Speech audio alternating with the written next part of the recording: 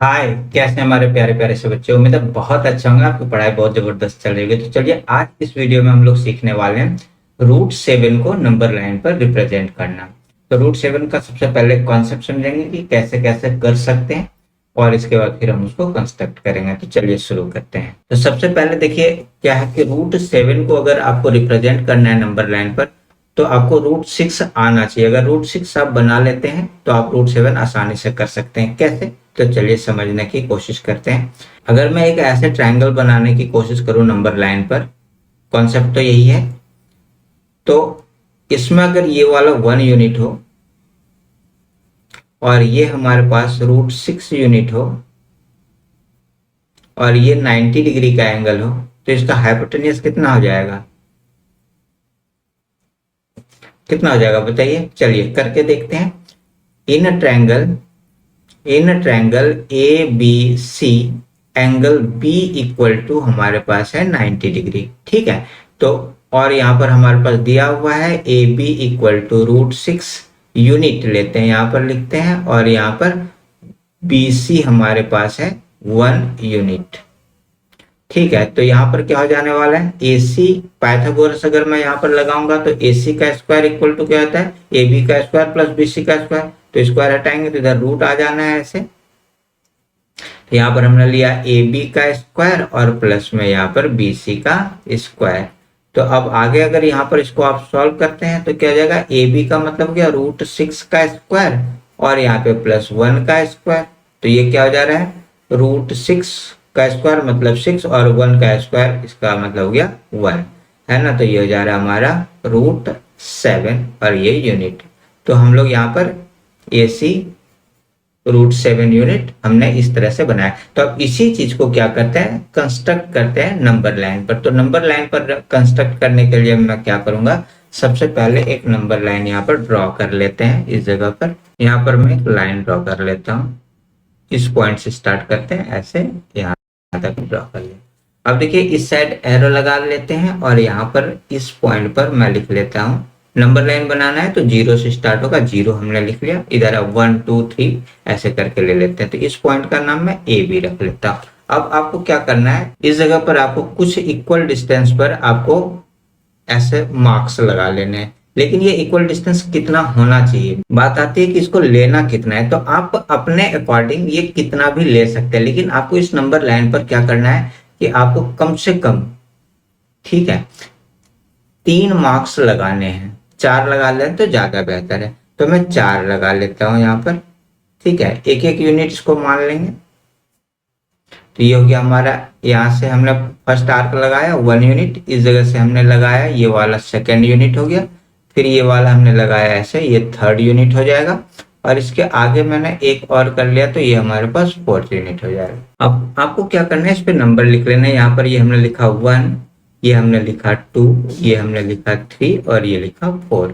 अब देखिए सबसे पहले रूट 6 बनाने के लिए आपको क्या करना पड़ता है, रूट 5 बनाना पड़ता है। अगर रूट 5 और रूट 6 आपने अभी तक नहीं देखा है तो देखिए ऊपर आई बटन में आपको इसके लिंक मिल जाएंगे, या फिर डिस्क्रिप्शन में भी आपको लिंक मिल जाएगा, या फिर आप चैनल पर जाकर उनको सर्च भी कर सकते हैं। तो चलिए सबसे पहले रूट 5 के लिए आपको पता है कि नीचे से हम लोग क्या करते हैं, 2 यूनिट लेते हैं और ऊपर यहाँ से 1 यूनिट लेते हैं। तो इस जगह पर क्या करना है, 1 यूनिट के लिए इस पॉइंट पर आपको 90 डिग्री का एंगल बना लेना है। इस पॉइंट पर 90 डिग्री का एंगल आपको ड्रॉ कर लेना है। तो मैं यहाँ पर एक आर्क ऐसे लगा लेता हूँ। ये जो आर्क होता है, ये जो सेमी सर्कल सा बन जाता है, ये क्या करता है, इस 2 पर 180 डिग्री का एंगल बनाया। अब आपको 180 को बाइसेक्ट कर देना है। अगर आप इसको बाइसेक्ट करते हैं तो ये आपको 90 डिग्री का एंगल दे देगा। तो मैं इसको बाइसेक्ट कर लेता हूँ। एक आर्क इधर से लगाया और इस पॉइंट से एक आर्क लगाया, तो इस तरह से एंगल क्या हो जाएगा, बाइसेक्ट हो जाएगा। तो ये हमारे पास 90 डिग्री का एंगल बन के आ गया। कहाँ पर, पॉइंट 2 पर, इस वाले 2 पर हमारे पास ये आ गया।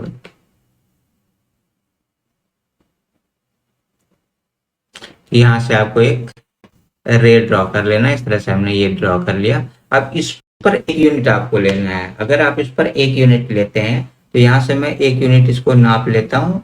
तो ये थोड़ा सा इसी पॉइंट पर है, यहाँ से नापते हैं तो ये वाला है ना, यहाँ से 4 से नापते हैं तो ये 3 तक, कहीं से भी आप नाप लीजिए, ये इक्वल होना चाहिए। तो इस जगह से लेंगे तो इससे थोड़ा सा ऊपर यहाँ पे आर्क लग जाएगा ऐसे। तो ये वाला जो पॉइंट है, इस पॉइंट को अगर मैं यहां से मिलाऊं,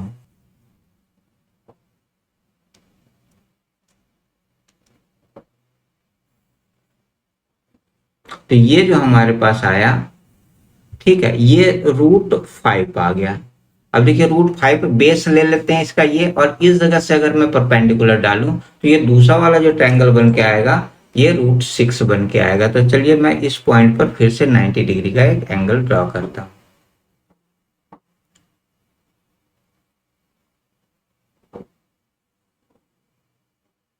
ठीक है, ये हमने आर्क लिया। अब इस आर्क को इस पॉइंट से, जिस पॉइंट पे ये ऐसे आ रहा है, यहां से अगर मैं एक पहला आर्क लगाऊंगा, ये 60 डिग्री का एंगल होता है, और इसी पॉइंट से अगर मैं दूसरा आर्क यहाँ पे लगाऊं तो ये वाला 120 हो जाता है। 60 और 120 को अगर मैं बाइसेक्ट कर दूं, ठीक है, 60 और 120 को अगर मैं बाइसेक्ट कर दूं, ये बाइसेक्ट कर दिया इधर से, तो ये जो आपके पास मिलेगा 90 डिग्री का एंगल हो जाएगा। और ये 90 डिग्री का एंगल आपको क्या करना है, इस वाले पॉइंट से मिला देना है, तो बन गया। यहाँ पर एक रे ऐसे ड्रॉ कर लीजिए। तो हमने ये रे ड्रॉ कर लिया और ये हमारे पास 90 डिग्री का एंगल आ गया। ये भी 90 है, ये भी 90 है। लेकिन अभी जो अब हमारा बनने वाला है, अब इस जगह से अगर मैं इधर लूंगा एक यूनिट, कहाँ पर, इस वाले पॉइंट से एक यूनिट यहाँ पर आर्क लगाना है, तो एक यूनिट फिर से यहाँ से नाप लेते हैं, 0 से 1 ये वाला। तो यहाँ पे इस पॉइंट से यहाँ पर, तो ये वाला जो हमारा आर्क लगा, ठीक है, अब इस पॉइंट से जो मैं इस पॉइंट को मिलाऊंगा, ये हमारा √6 का बनकर आ जाना है। तो मैं इसको मिला लेता हूं।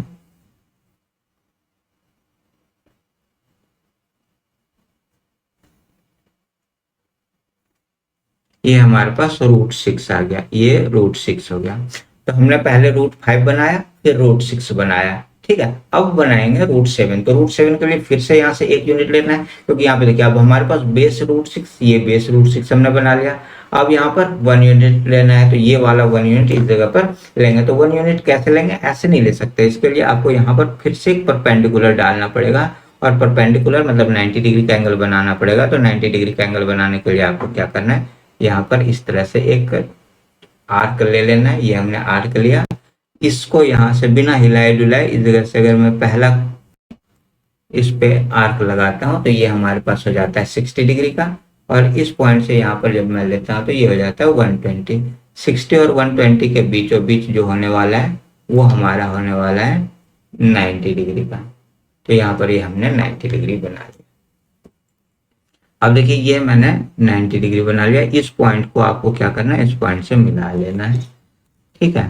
एक्चुअली यहाँ पे आपको एक रेसा ड्रॉ कर लेना है।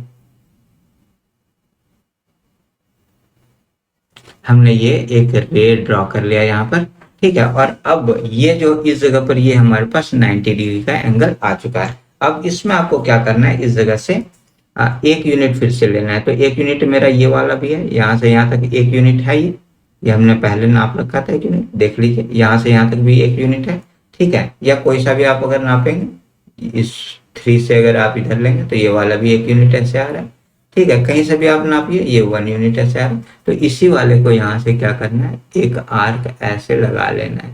तो ये जो आर्क हमारा लगा, कहाँ पर लगा, ये वाला पॉइंट है ना। तो इस वाले पॉइंट को आपको क्या करना है, इस 0 से मिला लेना, मतलब ए से मिला लेना। यहाँ से इसको ऐसे आपको मिला लेना है। जैसे आप मिलाते हैं तो ये जो आपके पास आएगा, ये आपके पास आ गया √7। तो इसका मतलब देखिएगा, बेस हमने माना था ए बी, तो ये वाला पॉइंट हमारे पास बी हो गया और ये वाला पॉइंट हमारे पास सी हो गया। इनका भी नाम आप कुछ रख सकते हैं, जैसे ये पी रख दिया, ये वाला क्यू रख दिया, आप कुछ भी रख सकते हैं जो दिल करे, ठीक है। लेकिन क्या कि हमें ये तो यहाँ पे दिखाना नहीं था, हमें नंबर लाइन पर दिखाना था। तो नंबर लाइन पर दिखाने के लिए क्या करना है, आपको अपने कंपास को लेना है। कंपास का ये लोहे वाले टिप को ए पर रखना है, मतलब 0 पे रखना है। और पेंसिल वाले टिप को आपको क्या करना है, इस वाले पॉइंट पे ऐसे रखना है, ये देख लीजिए, ठीक है। और अब यहां से आपको एक आर्क ड्रॉ करना है, एक आर्क ड्रॉ करना है जो कि नंबर लाइन को जाकर इंटरसेक्ट करे। तो ये यहाँ से हमने ऐसे लिया, ये देखिए नंबर लाइन पर इस जगह पर इसने आकर इंटरसेक्ट कर दिया। कौन से पॉइंट पे? ये वाला पॉइंट। तो ये हमारे पास हो गया √7। अच्छा, इसको मैं डी भी यहाँ पर इसका नाम रख सकता हूँ, है ना, ए बी सी, और ये हमने डी रख दिया। तो यहाँ पर क्या हो जा रहा है, ए सी इक्वल टू ए डी होगा, क्योंकि जो यहाँ से यहाँ तक का लेंथ था, जो आर्क से हमने लिया यहाँ से यहाँ तक लेंथ, वही वाला लेंथ यहाँ से यहाँ तक आ रहा है ना। तो ए डी इक्वल टू क्या हो जा रहा है, √7 यूनिट। इस तरह से हमने ये कंस्ट्रक्ट कर दिया। आपको ये वाला भी, इसका कॉन्सेप्ट भी पता चल गया, है ना। तो उम्मीद है ये वाला क्वेश्चन आपको बिल्कुल तरीके से समझ में आ गया होगा। फिर भी किसी तरह का अगर डाउट रह जाता है तो कमेंट सेक्शन में आप हमसे चर्चा कर सकते हैं। ये हमारा क्यूआर कोड है, इस क्यूआर कोड को स्कैन करके आप इस चैनल को सपोर्ट भी कर सकते हैं। चैनल पर नए हैं तो चैनल को सब्सक्राइब कीजिए, बेल आइकन दबाकर नोटिफिकेशन ऑन कर लीजिए। मिलते हैं एक नए वीडियो में, तब तक के लिए थैंक यू, बाय।